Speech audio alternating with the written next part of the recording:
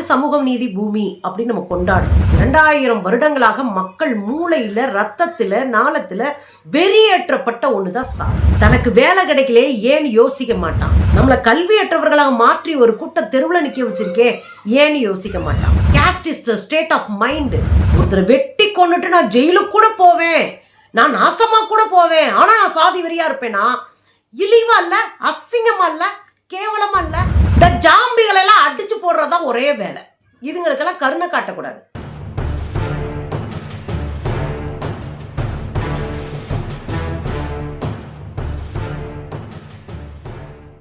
வணக்கம் தோழர்களே. திருநெல்வேலியில கொடூரமான ஒரு கொலை நடந்திருக்கு. பதற வைக்கிற அந்த கொலைக்கு பின்னாடி சாதி இருக்கு. சாதியை உயர்த்தி பிடித்து காதலிச்சுட்டான் என் அக்காவை அப்படின்றதுனால ஒரு இளைஞன் ஒரு கொலையை செஞ்சுட்டு ஜெயில போய் உட்கார்ந்துருக்கிறான். அந்த ஊரே இன்னைக்கு ஒரு பெரிய கலைபரத்துல இருக்கு. என்ன நடக்குது? தமிழ்நாடு சமூகம் நீதி பூமி அப்படின்னு நம்ம கொண்டாடுறோம். சமூக நீதியாக தமிழ்நாட்டை வளர்க்கெடுப்பதற்கான அவ்வளவு வேலைகளையும் நம்ம அடிமட்டத்துல இருந்து செஞ்சுட்டே இருக்கிறோம். ஆனா இந்த சாதி 2000 வருடங்களாக மக்கள் மூளையில, ரத்தத்துல, நாளத்துல வெறியேற்றப்பட்ட ஒண்ணுதான் சாதி. நீ உனக்காக போராடாம 5 பைசாவுக்கு பிரயோஜனமே இல்லாத சாதியை தூக்கி பிடிக்கணும்ன்றதுதான் ஆரிய பார்ப்பன கோட்பாடு.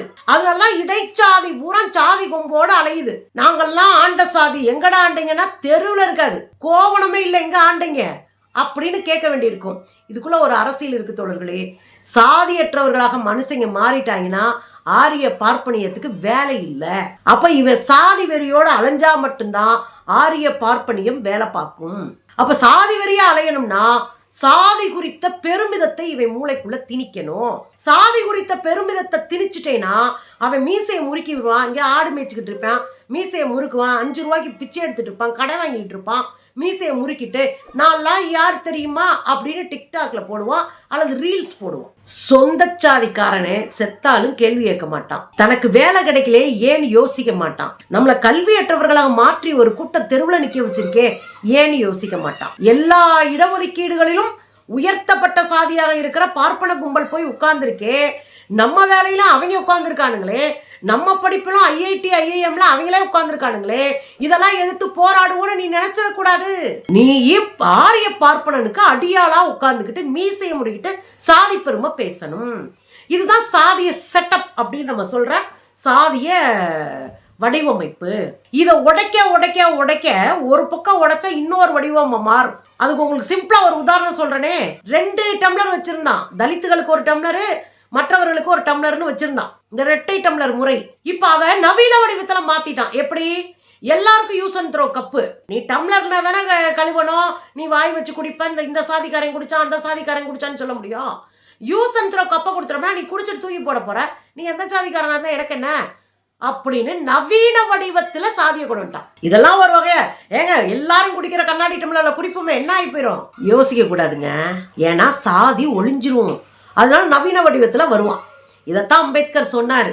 டேய், நீ 1000 பொருளாதார மாற்றத்தை செய்யி, 2000 சமூக மாற்றத்திற்கான வேலை செய்யி, ஆனா அதெல்லாம் செல்ஃப் எடுக்காது, நிக்காது. ஏன் தெரியுமா? இந்த சமூக மாற்றத்தை செய்யாமல் நீங்கள் செய்கிற எந்த மாற்றமும் சாணி குவியலில் கோட்டை கட்டுவதை போன்றது. ஒரு சமூகத்தை நீ மனச மாத்தாம, ஒரு சமூகத்தினுடைய இந்த இழிவான சூழலை மாத்தாம, நீ இந்த சமூக சூழலையே மாத்தாம பொருளாதாரம் வளர்ச்சின்னு பேசுனீங்கன்னா அது சாணி குவியலில் கோட்டையை கட்டுவதை போன்றதுன்னு ஐயா புரட்சியாளர் டாக்டர் அம்பேத்கர் சொன்னார். அவர் தான் சொன்னாரு, சாதின்றது என்ன தெரியுமா? Caste is the state of mind. அது ஒரு மனநிலை. அது அவ்வளவு சீக்கிரமா அப்படி புரட்டியெல்லாம் போட முடியாது. படிப்படியா செதிலா ஒட்டச்சு காலி பண்ணணும். அதுக்கான வேலைகள் நம்ம செய்யணும் அப்படின்னு இறங்கும் போது இங்க அடுத்தடுத்து இளவு விழுந்துகிட்டு இருக்கு. கண்ணகி முருகேசன் கொடூரமான சாதியானவ படுகொலை. இந்த பக்கம் நீங்க போய் பார்த்தீங்கன்னா கௌசி சங்கர், திவ்யா இளவரசன், எத்தனை சாதியானவ படுகொலை. திருநெல்வேலியில ஒரு IT ஊழியர் படுகொலை செய்யப்பட்டிருக்காரு. எதுக்கு படுகொலை செய்யப்பட்டாரு? ஒரு பொண்ணை காதலிச்சாருன்றதுக்காக அந்த காதலித்த பெண்ணினுடைய தம்பியால் படுகொலை செய்யப்பட்டிருக்கிறார். வெட்டி படுகொலை செய்யப்பட்டிருக்கார். என்ன நடக்குது உள்ளன்னு போய் பார்த்தா அந்த பையன், கொலை செய்யப்பட்ட பையன், அவன் பேர் கவின்குமார்.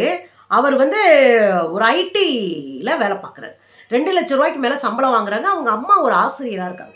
இந்த பக்கம் போய் பார்த்தீங்கன்னா கொலை செஞ்சவன் ஒரு காலேஜ் படிக்கிற பையனா இருக்கான். அவங்க அம்மா அப்பா 2 பேரும் சப் இன்ஸ்பெக்டரா இருக்கிறாங்க. இந்த காதலிச்ச பொண்ணு ஒரு சித்த மருத்துவரா ஹாஸ்பிட்டல்ல ஒர்க் பண்ணிட்டு இருக்காங்க. இது பேக்ரவுண்டு. இந்த பையன் இருக்கான் பாருங்க, இறந்து போன கவின்குமார், அவன் ஸ்கூல் படிக்கும் போதுல இருந்தே இந்த பிள்ளை கூட ஃப்ரெண்டு, ஸ்கூல் மேட், 2 பேரும் ஸ்கூல்ல இருந்தே ஃப்ரெண்ட்ஸா. அதுக்கப்புறம் கல்லூரி வர்றாங்க, காதலிக்கிறாங்க. அடுத்து இப்போ அவங்க பேசுறத நிறுத்தலையாம். இவங்க சொன்னோடனே ஆர்டர் போட்டோடனே நிறுத்திருக்கணுமா, பேசுறத நிறுத்தலையாம். அதனால இந்த பையன் இவரை வா தாத்தாவை கூட்டிட்டு ஹாஸ்பிட்டல் போயிருக்காரு. இந்த பையன் கவின்குமார் தாத்தாவை ஹாஸ்பிட்டல் இருக்கும்போது வந்து இங்க வா தனியா பேசணும்னு கூப்பிட்றான். தனியா பேசணும்னு போனா மூஞ்சியில மிளகா பொடி அடிச்சா கண்ணாடி போட்டிருந்தனால கண்ணுக்குள்ள மிளகா பொடி போடல. ஒரு தப்பிக்கு ஓடுறான், பின்னாடியே போய் அருவாள் எடுத்து துண்டு துண்டா வெட்டி போட்டான். அந்த பையன் ஸ்பாட்ல இறந்துட்டாரு. இவன் நேராகவே போய் ஆஜராயிட்டான். எனக்கு என்னன்னா, உனக்கு அவ்வளவு சாதி வெறி மூளைக்குள்ள இருந்தா நீங்களாம் மனுஷங்களாடா? ஒருத்தரை வெட்டி கொண்டுட்டு நான் ஜெயிலுக்கு கூட போவேன், நான் நாசமா கூட போவேன், ஆனா நான் சாதி வெறியா இருப்பேனா? இழிவா இல்ல, அசிங்கமா இல்ல, கேவலமா இல்ல, இதுல சாதி பெருமை பேசுற வெக்கமா இல்ல? நீங்க படிச்சீங்களா இல்ல என்ன பண்ணுங்க? நிறைய பேர் கேட்குறாங்க. படிச்ச மாநிலம், படிச்ச ஊரு, ஆமாங்க படிச்சிட்டோம், எல்லாரும் படிச்சிட்டோம். அந்த படிக்கிறதுக்கே நம்ம கஷ்டப்பட்டு சண்டை போட்டு படித்தோம். இன்னைக்கு எல்லாரும் வேலை பார்க்குறோம், அவங்க சுய சம்பாத்தியத்தில் சுய காலில் நிற்கிறோம், அதில் எந்த மாற்றமும் இல்லை. ஆனால் படித்தவெல்லாம் அறிவாளியா அப்படின்னா முட்டா பயல்கள் நிறைய இருக்கிறாங்க. வெறும் படிப்பு கதைக்கு உதவாது. வாசிப்பும் இந்த சமூகம் குறித்த புரிதலும் இந்த அரசியல் குறித்த தெளிவும் குழந்தைங்களுக்கு ஓரளவு இல்லைன்னு வச்சுக்கோங்க. இப்படிதான் ஆளுக்கால அருவாளை தூக்கிட்டு திரிவானுங்க. அதையே பின்தங்கிய பகுதியில் மட்டும் இருக்கு. 80களுக்கு பிறகு திட்டமிட்டு சாதியை ஆழப்படுத்தினது காவி கும்பலுங்க. கண்ணார பார்த்திருக்கேன் நான். 80களுக்கு பிறகுதான் இந்த சாதியானவும் பெருசாகுது. அதுக்கு பெரியாரு செருப்ப கழட்டி வாயிலே அடிச்சு உட்கார வச்சிருந்தாரு. சிங்கார வேளார் அடிச்சு உட்கார வச்சிருந்தாரு. இங்க அம்பேத்கர் அடிச்சு உட்கார வச்சிருந்தாரு. போராடி ஒரு கட்டத்துல நம்ம எடுத்துட்டு வந்து வச்சிருந்தோம். 80கள்ல இங்க இந்து முன்னணின்னு உருவாக்கி ஊரூரா சாதி வெறியை தூண்டினது அவங்களுடைய வேலை. அப்புறம் அதை பார்த்து இதை பார்த்து அதை பார்த்து இதை பார்த்துன்னு சாதி வெறி மூளைக்கு ஏறி போய் ஜாம்பிகள் ஆயிட்டாங்க. இந்த ஜாம்பிகள் எல்லாம் அடிச்சு போடுறதுதான் ஒரே வேலை. இதுங்களுக்கெல்லாம் கருணை காட்டக்கூடாது. இப்ப சிறப்பு சட்டம் நம்ம ஏன் கேட்கிறோம் சொல்லுங்க? சாதி ஆணவ படுகொலைகளை ஒழிப்பதற்கு சிறப்பு சட்டம். எனக்கு தெரிஞ்சு 20 வருஷமா நான்லாம் கம்யூனிஸ்ட் கட்சியில உட்காந்து போராடிட்டு இருக்கோம். ஒரு பெரிய கூட்டங்கத்தோட போராடிட்டு தான் இருக்கும். எனக்கு தெரிஞ்சு நானே ஒரு 6-7 கூட்டத்தில் பங்கெடுத்திருப்பேன், போராட்டத்தில் பங்கெடுத்திருப்பேன் ஒரு 20-30 வருஷத்துல. இப்ப நான் என்ன கேட்கிறேன் அப்படின்னா, இந்த சிறப்பு சட்டம் எதுக்கு தெரியுமா? உடனடியாக இவனை அடிச்சு உள்ள போடுறதுக்கு. சாதி ஆணவ படுகொலைகள் செஞ்சா எப்படி இப்ப சட்டப்பூர்வமாக எல்லாம் வந்து சாகுற வரை உள்ள கிடக்கிறாரு இந்த பொம்பளை பிள்ளைங்க கேஸ்ல உள்ள போய் கிடக்குறாங்களோ அது போல மாத்தணும்ன்ற. சாகுற வரை உள்ளரு, உனக்கு என்ன முட்டு கொழுப்பு, தூக்கி உள்ள போடுவோன்ற. அப்பதான் ஒரு அச்சம் வரும், காலம் பூரா உள்ள போகணுமா அப்படின்னு. நான் என்ன கேட்கிறேன், இன்னைக்கு மாற்றம் ஓரளவுக்கு வந்திருக்கு. அந்த மாற்றத்தெல்லாம் மறுக்கவே முடியாது. நீங்க சாதி மறுப்பு திருமணங்களை பெற்றோரே அங்கீகரிக்கிறாங்க, சாதி மறுப்பு திருமணத்தை பெற்றோரே நடத்தி வைக்கிறாங்க. அப்படியான காலமும் வந்துகிட்டு இருக்கு, மாறிக்கிட்டு தான் இருக்கு. ஆனா ஒரு சில கழுசடைகள் இப்படி உட்கார்ந்துக்கிட்டு ஒரு பெரிய கூட்டமா கிராமங்களை விட்டு வெளியே வராம, சமூகத்தோடு ஒரு நல்லிணக்கத்தோடு பழகாம, அதே ஊர்ல அதே சாதியை பத்தி பேசிக்கிட்டு ஒரு கூட்டம் இருக்கத்தான் செய்யுது.